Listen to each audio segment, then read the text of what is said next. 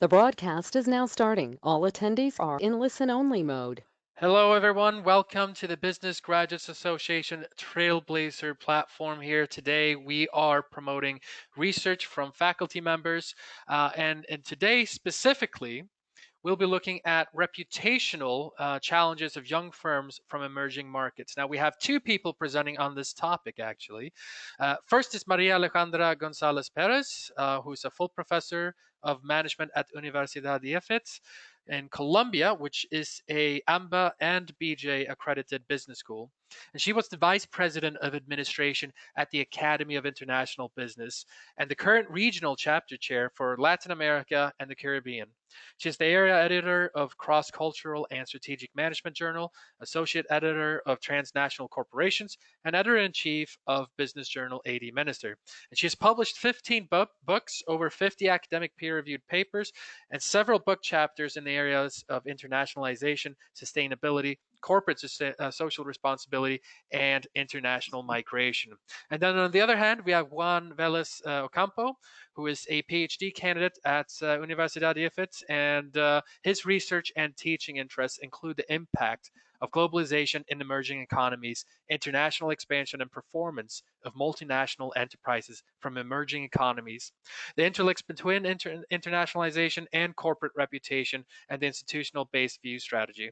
And he has authored over 10 journal articles and presented his research in 20 international academic conferences. So I will stop babbling here, and I will let our two lovely guests present on this interesting topic. So please go ahead, Maria and Juan.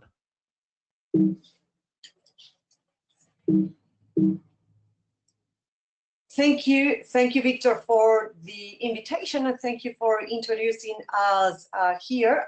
And well, good day to our respected audience. We are here today, Juan Fernando and myself. Juan Fernando is also, he's a PhD candidate at the Universidad de IFIT, but he is also the MBA coordinator at Universidad de Antioquia here in Colombia. We are here very happy today talking about corporate reputation in young firms from emerging markets. Juan. So this is the agenda that we have for today webinar. We're going to start with a case that is well known. It's the Volkswagen case that started back in the 2015. Then we're going to define what corporate reputation is from a general perspective, and we're going to continue with the challenges and development of corporate reputation in young emerging market firms. After that, we're going to introduce an empirical evidence and a study that Maria Alejandra and myself conducted. And we're going to present the main remarks of this study. So that's basically the agenda that we have for today's webinar. So, for a starting point, the Reputation Institute estimates that nearly 84% of a company value is now based on reputational factors. So let's go to the case of Volkswagen. Volkswagen is not a small company, it's not a young company, and it's not a company in emerging markets, but it's going to be a company and a case that will help us to illustrate the importance of reputation. So you might remember that September 2015 was a very special month. On September 15 that year was the launch of the Universal, and it was a commitment. Then it was the commitment by 190 nations to the 17 Sustainable Development Goals. Furthermore, on the same year, and actually on the 11th of September 2015, Volkswagen was announced to be the most sustainable automotive group according to the Robeco-Sam Dow Jones Sustainability Index. So it was a very special month. So Volkswagen is a car company that is very close to us. Volkswagen actually means people's car. The Volkswagen was designed, and I mean, it's the Beetle car, the one that you see in the image. It was a car that was designed and produced to satisfy the needs of those who wanted a cheap and a simple car to be mass produced. And also we have here the bus, the hippie band, or then it was the symbol of the 1960 hippie generation. So it has like many meanings: accessibility, freedom, and many other positive meanings.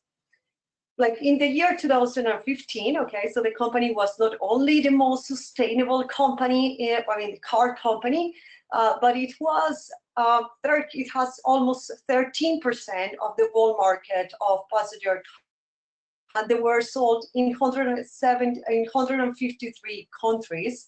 The country has direct production in 119 production plants in 35 countries, and it has over 590 employees around the world.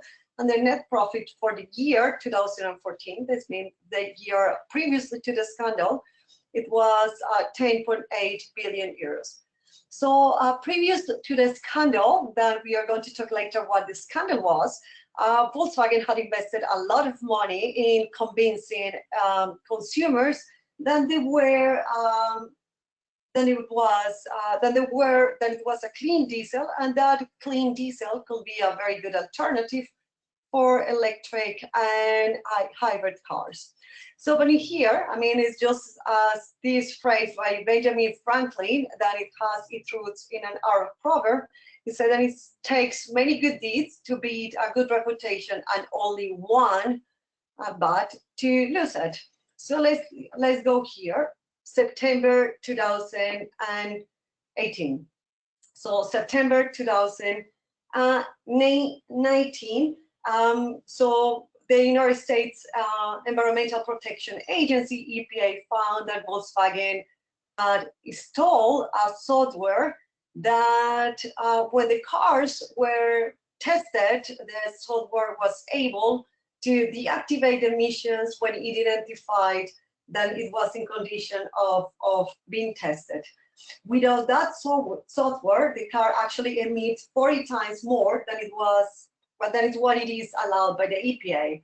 So this software basically was designed to conceal the emissions, the pollutant emissions of the car, the gases, which contribute to the ozone and smoke. But also they are actually very, very close together to different health problems, including asthma and other respiratory diseases. It was estimated that around 11 million cars around the world have installed this illegal software. So the EPA ordered Volkswagen to collect 500 cars. They were Volkswagen, but they also were different models of Volkswagen, but also Audi 3 and cars that had diesel, and they had 4 cylinders and have illegally installed that software. Very, very far after, very close after that, the company had let's say, a good risk management approach. And 4 days later, the company admitted this manipulation and announced that their action, they are not going to sell more diesel cars in 2015 and 2016. So as we say here, this one was the affectation. So what it was the consequences? It was fined by the EPA. There were an estimated of $3,500 US per each car, and then to a limitation of $18 trillion, many different amounts allocated, like in relation to health. And the company immediately allocated 6.5 billion euro. Then it's a considerable large number if you take into account the 10.8 profit that the company had in 2014. There were also threats that one will imply the closing the US market.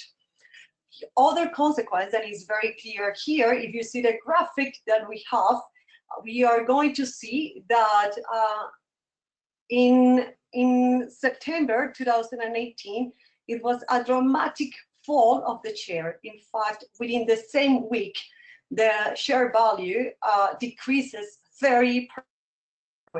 And if you can see in the graphic, then it goes until February 2020, you clearly can see that the price was, it's till now is reaching the point that the share was after losing the 30% value. So the share hasn't recovered after those many years.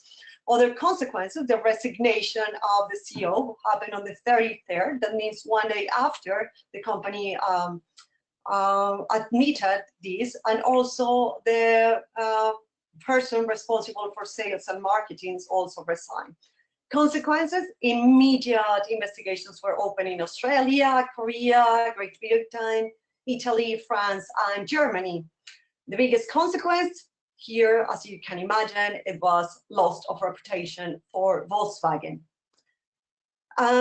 Spillover effect, this one was also, like here there were some media, then it said, well, it covered different other European brands of cars, but also the biggest reputation, it was basically the win diesel for everybody, every company, and because it was determined that 90% of the diesel cars were produced with more emissions than they were allowed.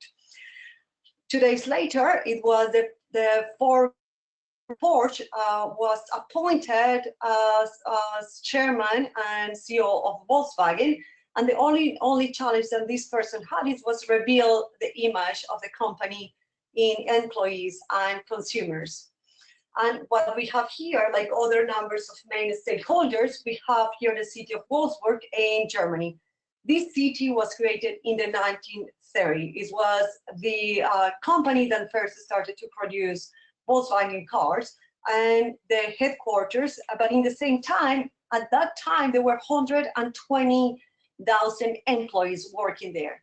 And this one was there, we have workers and are even third generation of Volkswagen employees. So imagine what this company means for that city and these people.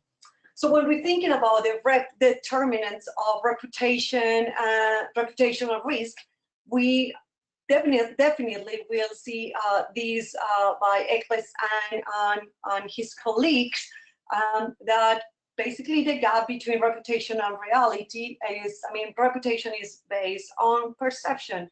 And when a company reputation is superior to its reality, doubtless is risk, but also it is this gap on reputation and reality is also a perception, but it's also a huge risk. So we have here things that have to do with risk. It has to be in managing the belief and expectations, and it depends of, the cause of that is often low internal coordination. So we have been talking about the consequences and this scandal about corporate reputation in Volkswagen, but we still haven't defined what corporate reputation is. And corporate reputation gets impact, social impact, financial impact, and in the performance of the companies. However, we still haven't defined the concept yet. There are many concepts that are overlapping concepts closely related to corporate reputation, as for example, corporate identity and corporate image. Although reputation is built on those, on corporate identity and corporate image, but it's not the same. So corporate identity is basically more internal oriented, and it comprises all the characteristics of internal stakeholders. It's basically how internal stakeholders, employees, basically employees, consider the core of the company. Also, how these internal stakeholders or how these employees how they feel about the distinction of the company. While corporate image is also internal and external as well. And it deals with the impressions that different stakeholders, internal and external stakeholders, have over the company. Although, as I was mentioning, both corporate identity and corporate image are not the same that corporate reputation. Those are like overlapping concepts, but are not the same. So what is corporate reputation? There are many definitions of corporate reputation, and we selected some of the definitions that are like the most well-known ones and the most interesting ones. For example, corporate reputation is based on corporate image and also in corporate identity. But it also collects like the perceptions of different stakeholders on the firm. So it's a collection of different perceptions towards a particular firm. Also, it is a set of attributes that different stakeholders ascribe to a particular firm. Infer, and this is so important, from past actions. So actions, different stakeholders define what the company could or what the company most likely behave in the future. Another definition of reputation is related to its characteristic about or related to reputation as an intangible resource. And I want to mention here that if you see this kind of definitions, the definitions could also apply to human beings, to people, to professionals working in different sectors.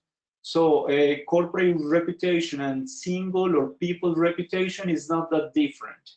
We also have perception about ourselves, different attributes based on past actions, and also our reputation as people, or in our case as professors, is an intangible asset or an intangible resource that is based on the history of accomplishment, signals, and symbols. Now, regarding, there are like some characteristics of the Oxford Center for Corporate Reputation regarding this concept. For example, can manage signals and influence the perception and assessments of external observers. However, organizations and ourselves, we don't own or control our reputation. We could manage to some extent our reputational signals, but it is impossible for us or for companies to fully control their reputation, because reputation belongs to the stakeholders, not to the company. But the problem is that reputation, organizations have different stakeholders. So usually organizations have like multiple reputations because they have multiple stakeholders. So usually they have like a reputation for something with somebody, and that kind of reputation could change, if, for example, in different geographies or with different stakeholder groups or for different things. Perhaps you are really well known for producing, I don't know, fruits or textiles, but you are not that good for producing, I don't know, technological equipment, for example. So organization got a reputation that depends on the stakeholder they are approaching. Also, the organization or the reputation of organization depends on the position that they have on the networks. And within these networks, organizations should develop, like, for example, adequate or the correct, the right narratives. It's like kind of storytelling. People get a sense of the reputation, or get a sense of the attitude of an organization based on their narratives, based on the communication, based on the storytelling that the company proposes to the stakeholders. So organizations need to have that kind of narrative.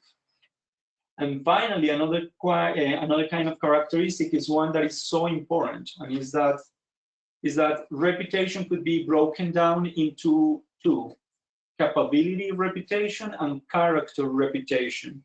The capability one is basically what the company is able to do with its current resources and capabilities. So it's a matter of being able to do something. And the character reputation is what the company will more likely do in a future situation. So the first one relates to the kind of assets and the kind of resources that the company owns. And the second one is more related about the future behavior of a particular company that the stakeholders assess based on the past actions of this company. Like, for example, I don't know, Would a company support, like for example, an environmental cause, or for example, would a company support or would a company pollute in the future? So that's related to this character reputation. Now, reputation basically is like a magnet. So it attracts, it has many positive consequences. For example, it may attract new businesses, new partners, new investors, and better employees. On the other hand, there are also some negative consequences of having a positive reputation. And I know that it sounds a little bit counterintuitive, but that's something that happens.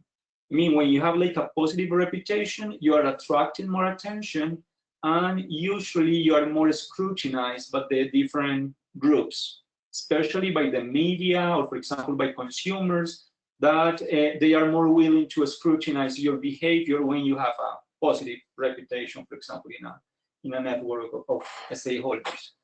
Another kind of characteristic is that the country of origin also have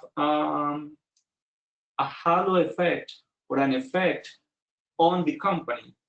For example, if you are an international consumer and you're gonna buy some wine, and the wine comes from a country that is highly known for producing wine, so you're not gonna question that much the quality of this wine. What you're gonna question is the wine that comes from a country that is not really well known for producing wine. For example, I don't know, if I'm gonna buy wine and the wine comes from Chile or Argentina or Spain or France, I would say for most of us, that wouldn't be any problem. But if we're gonna buy wine and the wine comes from Colombia or from Panama or from Peru, perhaps we're gonna question the quality of this kind of product. Because these countries are not really well known for producing this kind of product. And it is kind of the same with, for example, with any product that we can like consume. And also the country of origin is a predictor of perceptions towards the firm. Like for example, if you admire an international country, perhaps that kind of admiration could be transferred to a particular product that comes from that country. I mean, if you love Korea and you're gonna buy something that is Korea, perhaps your admiration and your attractiveness to the country, to Korea, could be transferred to the products that you're gonna buy in the future from that country. So emerging markets, thank you, Juan. Emerging markets have special conditions, and firms originated from these countries do not always enjoy a favorable reputation in international markets, as Juan was presented, but also as we are going to explain here, what happened, especially for young firms from emerging economies, and they appear to be trapped in a vicious circle. So the first, like emerging firms, usually lack of reputation in international market. Then that implies, or the consequences of that, is that they need to produce better quality, they need to behave better, produce more sophisticated products to gain a reputation. So they have to excel more than the locals, or the products that are coming from countries that are, as Juan was presented, country that produce those products and have a good reputation producing good quality of these products, or that are from a country that you admire and has this this sense of admiration for you. So the consequences, I mean, to produce young emerging market firms need capital. However, they usually lack of the capital needed to innovate, produce good quality goods. So in here is the vicious cycle, because to attract that capital, they need reputation and they need investors. And for that, you really need to have first to have build or positive reputation. Other than the vicious circle of reputation, young emerging markets from emerging countries have been affected for what is called the liability of foreigners. This liability of foreigners is something that applies to every foreign firm. Are those disadvantages that a firm or even a person had when they go to a foreign market, a market in where they are not the locals. So there are those disadvantages for being outsiders of the local community. Then what we have here is the liability of emergingness, those disadvantages that are perceived or are reality related to this, the country of origin being an emerging market or a developing nation. This means that are associated to the institutional deficiencies of the home market, the managerial capability deficit, and the credibility and legitimacy deficit that is often perception. But in the same time, we have another liability that is the liability of the past. Then that one doesn't necessarily apply to all emerging markets, but say the case of Colombia, where some decades ago we have certain negative image associated with things related to narco traffic and terrorism, and that consideration situations, negative situations that happened in the past of the country, many decades after are still affecting. So that one is like another liability that need to be considered. So in that sense, as we have said, liability of foreigners apply to all firms operating internationally. The liability of emergingness is this additional disadvantage of emerging markets that tend to suffer in virtue of, of the country of origin being an emerging economy, and so they have they face an additional burden to confront specific challenges, especially when they operate in advanced economies or developed highly or traditionally industrialized nations. So simply with being from emerging economies, they have that disadvantage. We refer this early as the liability of emergingness, because whether the liability of foreigners relate to this handicap occurred by firms of where they are not from, from where they are not play as locals, the liability of emergingness is this handicap incurred just because you are for the country that you are coming from. So it's this negative perception that is associated, this liability that is associated with the country of origin, that is perceived of how the classification of being an emerging market. And this one, the institutional deficiencies of the home market first, of the external form, they tend to characterize by underdeveloped market, let's say, unsophisticated consumers, weak suppliers, and other input scarcity. So like they are perceived as not unreliable, and as well to have infrastructure bottlenecks. Additionally, the substructure, such as the regulation, also is underdeveloped or is perceived as underdeveloped in other institutional voids. And these various factors that we have presented collectively create this either perceived or real institutional deficit that erodes the competitiveness of those firms. But fortunately, not everything is so bad for emerging market firms, especially the young ones, because there are different mechanisms that these firms can use in order to develop a positive reputation in international markets. There are like different kind of mechanisms, but we selected the three main ones. For example, the first one is referred to as reputation borrowing. And it's basically when young emerging market firms borrow reputation from already established and prestigious actors in different forms, like for example, in the form of strategic alliances, certifications, and partnerships. So these firms could benefit by borrowing the reputation of these external actors that support the reputation building of this company.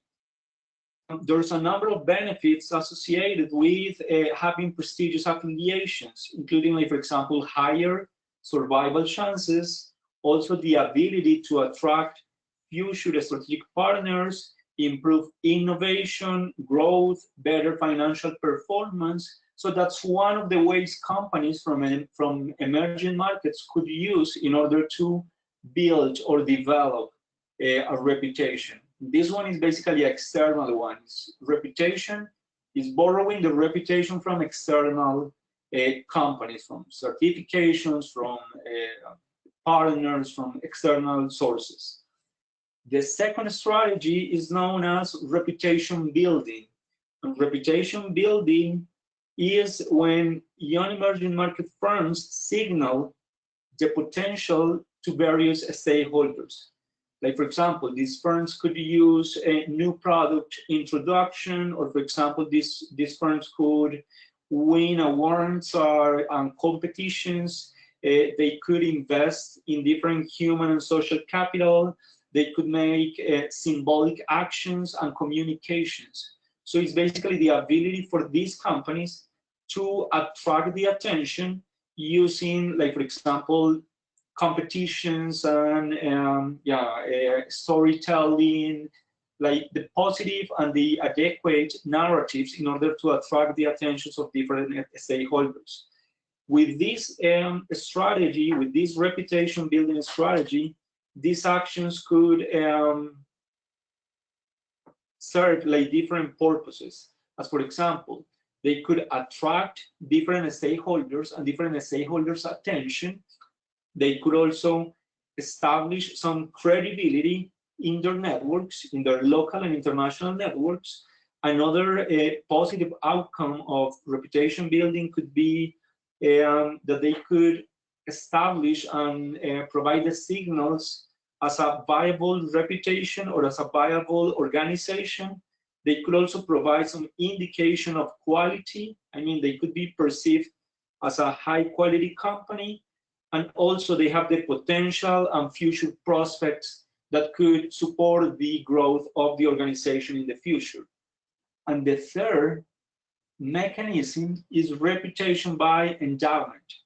And this is basically when they transfer, I mean, when they have like a founder or a CEO that is really well known in a network, and basically the personal reputation of this founder or this CEO is transferred to the organization. So it's like celebrity, it's like establishing or it's like being led by a celebrity leader in order to take advantage of the network of this particular leader. So that's another strategy that companies use in order to build or to develop reputation. So in here, let's see, there are three stages. There are three stages when in developing reputation by younger emerging firms. So first one, attracting attention. Second one, reducing uncertainty. And third one, forming evaluation. Each of these reputational building mechanisms that Juan has just explained could follow any of these. These are the ones that were presented by Juan in the previous slides. So these, each of these mechanisms that Juan explained could follow any of the paths to develop a positive reputation in emerging markets. So like what we see here is like paths are not mutually exclusive. So like you can follow one path, but then you can use, I mean, more than one path. The other things when we mention communications here, so when we are mentioning communication, we are not only mentioning public relations in here, and also when we are talking about the other mechanism could be the attraction of attention. Then, as Juan has already said, it is not necessarily positive, because when you attract your attention, you're basically on the spot. So like you are a target, and when you are too visible, then you are, anything that you do will be, you expose yourself to be attacked. In here, so we see another element from this analysis is basically the not who could be even more efficient sometimes than the know-how.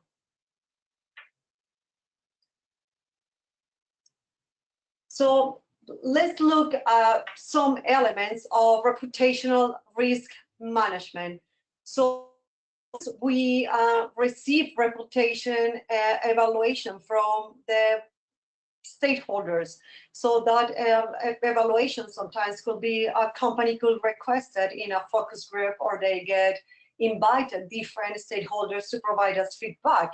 But we also can receive those even without asking, and those are not necessarily expected, neither are positive, and they don't necessarily go in a regular communication pattern, but they could be communicated to the public, to the media, to social networks.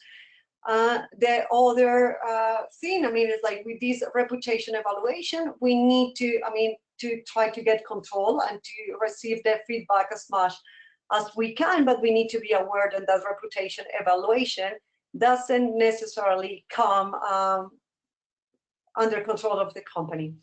The other thing that we have to have into account is the evaluation of the real nature of the company. In which sector we are operating, what is our purpose, what is our long-term strategy, what it was initially created the company, what are our priorities, what is the materiality of our actions. So the evaluation of the real nature of the company plays a huge role here when we try to identify the reputational risk, because generally it could be related to the risk of the sector, but many other times we need to try to evaluate the real nature of the company. The other element here to have into account for reputational risk management is to do everything possible for closing the gaps between reputation and reality. So, and this one operates both ways. So like you could have a very good reputation and an inflated reputation, but doesn't necessarily mean what the company is.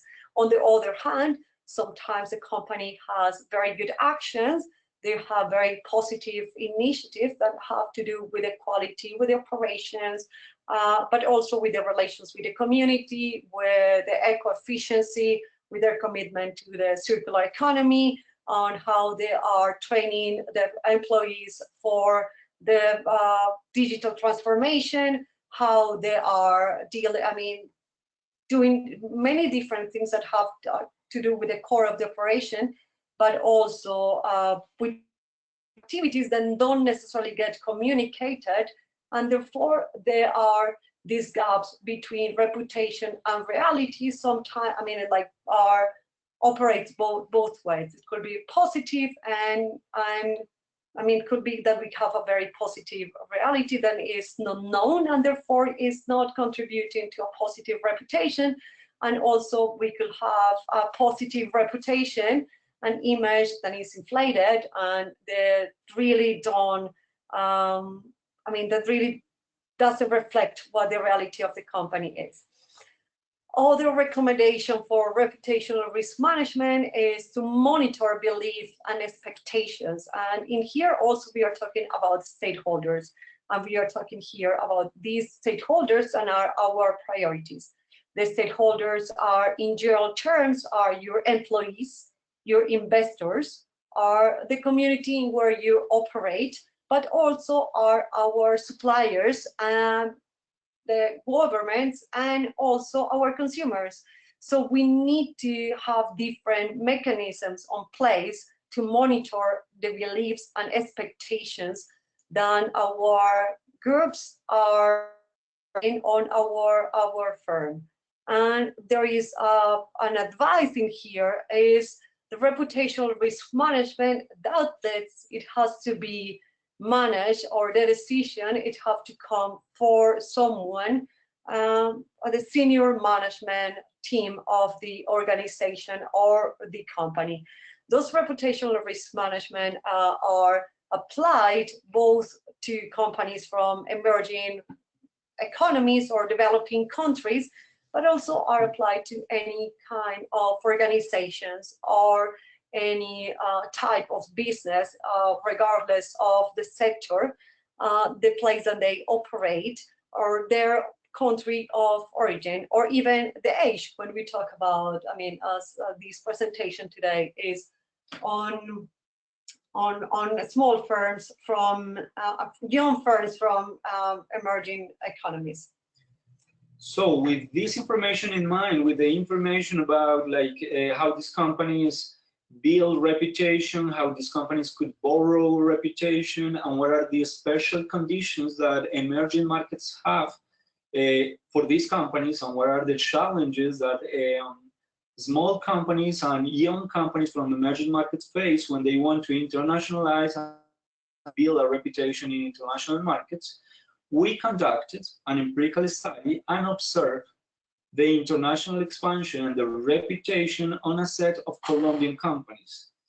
We didn't want to focus on traditional Colombian industries, but we prefer to focus on non-traditional Colombian sectors, as for example, graphic design, or for example, medical furniture, or ITC services. So we selected 10 companies, 10 cases represented in this chart, and these companies share some characteristics. For example, most of them are really young companies. They mostly export to neighboring countries, as for example, Peru, Mexico, Argentina, Panama, Brazil, and very occasionally these companies have some direct presence, especially in the form of sales offices in the United States, or in Australia, or in Germany, but that's very occasionally. We were also interested in understanding how these companies manage their international expansion while dealing with the liability of emergence, the liability of the past, because those are Colombian companies, and also the liability of foreigners. We conducted 3 rounds of interviews with different internal stakeholders of the companies. We conduct interviews with CEOs, with mid-level managers, with other employees from the companies, because we were interested in like having different perspectives in this phenomenon. We base the analysis on these observed firms, and we identify some trends, some different like patterns or trends or similarities on these companies. And we wanted to use like a metaphor in order to present our findings, like our main findings.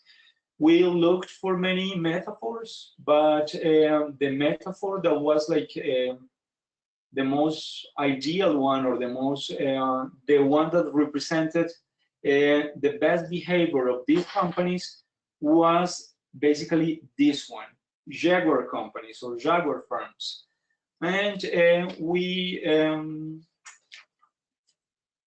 call these companies Jaguar firms because those companies are originated in Latin America. They have experience in different levels of international expansion. The international expansion is basically within Latin America and very occasionally outside Latin America.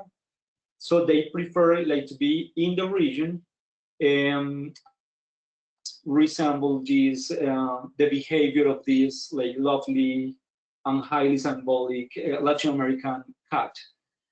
So our findings identify different features or different characteristics of these companies. For example, these are some of the characteristics that we that we found.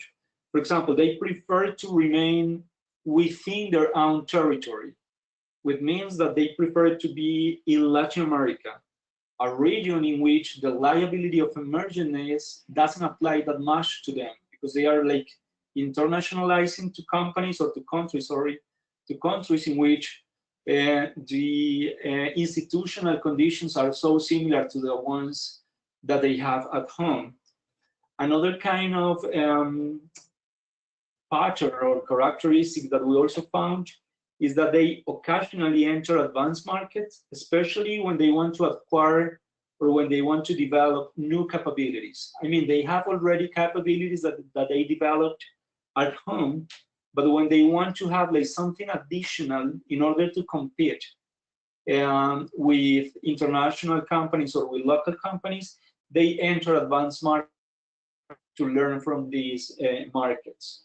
They also use internationalization as a capability signal when they are operating at home, which means that they use this international expansion as a marketing strategy, as a communication strategy to signal for capability, to tell other customers or other potential clients in the home market about their international expansion and about how good they are, that they are able to, for example, operate in international markets. One of the most interesting findings about these companies is that just as Jaguars, these firms are masters of camouflage.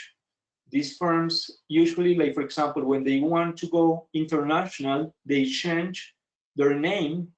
They used to have, like for example, a more local or Spanish name, and they change those names for an English one, or for a name that is more international.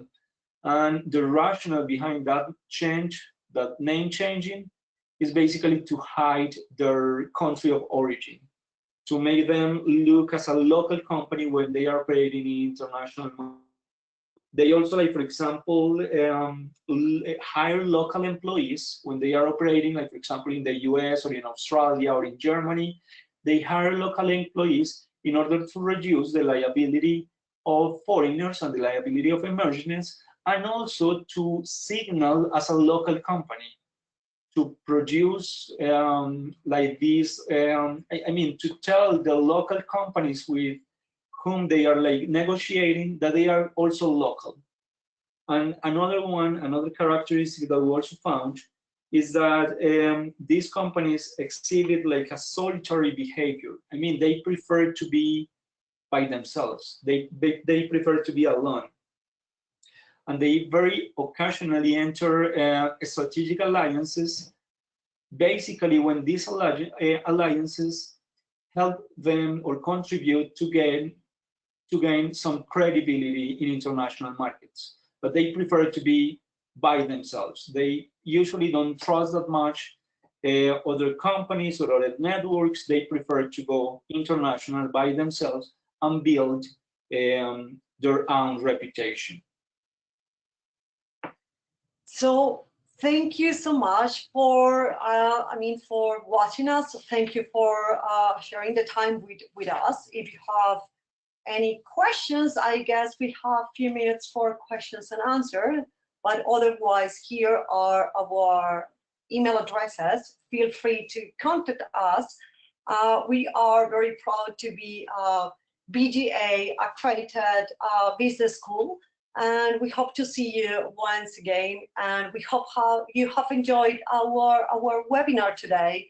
And thank you, Victor, for the invitation and for the coordination of our today talk. Thank you to everyone, and have a good rest of the day. Thank you so much, Maria. Thank you so much, Juan. It's actually a very interesting topic, this, about the reputation, especially for young and firms in emerging markets. I'll actually ask a few questions right now. The first thing is, let's take a company that deals with, say, a reputation that may have been very negative in the very beginning. What can a company do to change this? Because sometimes, you might have a very good product or a good service, but you just happen to be say, associated to the wrong person. You mentioned one of the ways was endowment, reputation by endowment, and then let's say that person, whoever that person is, may have done something wrong, and so that all of a sudden puts the company on a lot of pressure on the company. What are some ways the company can circumvent that? Okay, so thank you, Victor, for your questions. There are different mechanisms here, but there is also a teamwork from the company. Number one, it is very, when you talk about reputation and when we talk, we are talking about different related issues. We are talking about relationships with stakeholders, but we are also talking about communication strategies, but we are also here talking about this vision of the role of the company that the leaders of the CEO or president of the company want to have. So when a company have this very negative reputation, or when an individual have a very negative reputation, you basically, in several occasions, the advice could be you can either begin from zero, having a new company that you can use your existing advantages, or the knowledge that us. From zero, from being starting a company from zero. So trying to detach the name of the company or the individual from this bad image. But in the other time, you can do an effort, a communication effort, on to the different stakeholders to try to see what can you recover, what has been your relations, what has been your history. History. It could be, your trajectory and the decisions that you made in the past and everything that you committed in the past could be really helpful when you are trying to build the future. The present times or these circumstances or those decisions that affect our reputation doesn't mean that you have to live with that or your life, but it's important that you acknowledge, it's important that you don't deny. But it is also important to explain and to provide as much information as possible. Transparency is very close with reputation. So the perception that you are telling everyone everything, it could really help if you are being honest. Of course, you always are going to find that your competitors might benefit of a bad reputation of yourself or of your company. But then the reputation is the same when you have a bad reputation with a company, with a friend, within society. The good reputation, you perhaps yourself within a strong social group, like your good friends or people that know you by heart and are able to support you emotionally to recover yourself. So you can again start to selling yourself socially and behave and acting and having the role that you previously have in society. But my colleague Juan Fernando is going to complement with alternative views. Yeah, I would say one of the most important things is being honest, and being honest to yourself and also to your stakeholder groups and the communities and networks in which you operate as a company. So you need to acknowledge what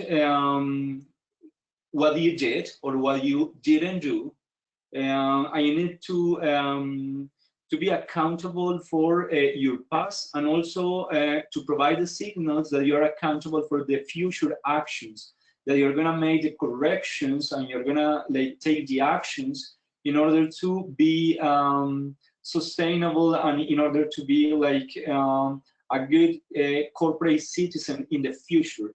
So I would say that being honest and being accountable and acknowledging that you did a bad thing or that you weren't aware of a consequence or a negative consequence is always good. It's always better than hiding something or than lying to the public. I would say nowadays it's really difficult to be a liar, a liar, and also to be successful.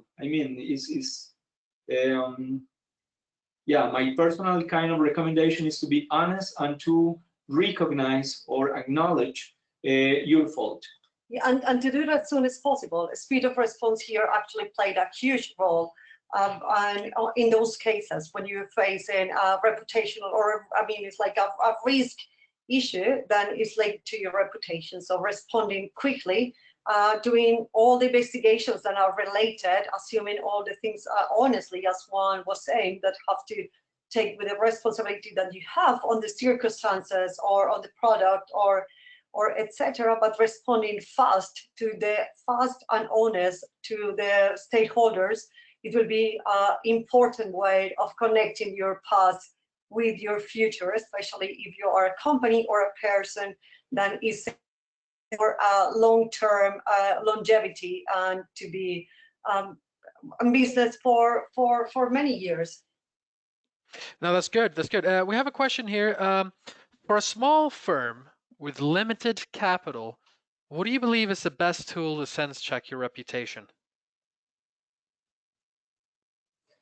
So we presented like 3 different strategies, but I would say the 3 of them need to invest some money. So you need to have some money in order to start.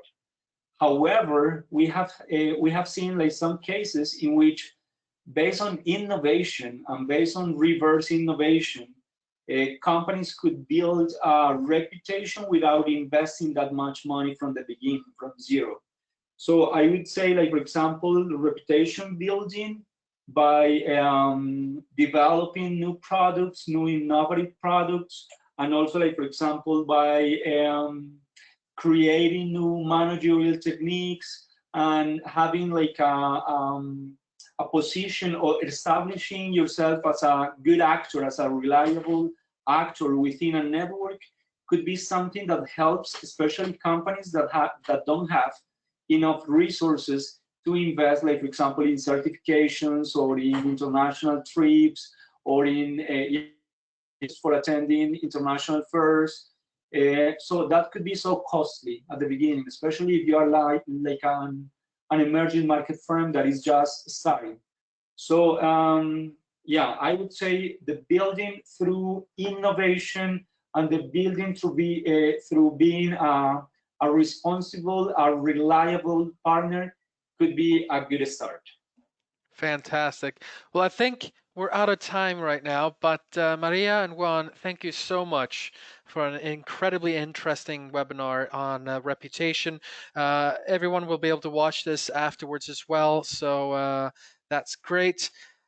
Thank you so much for your contribution, and I hope for those of you who are watching right now that you'll join us on the next webinar where we'll present again on faculty research. Thank you so much, everyone. Thank you, Victor. Thank you.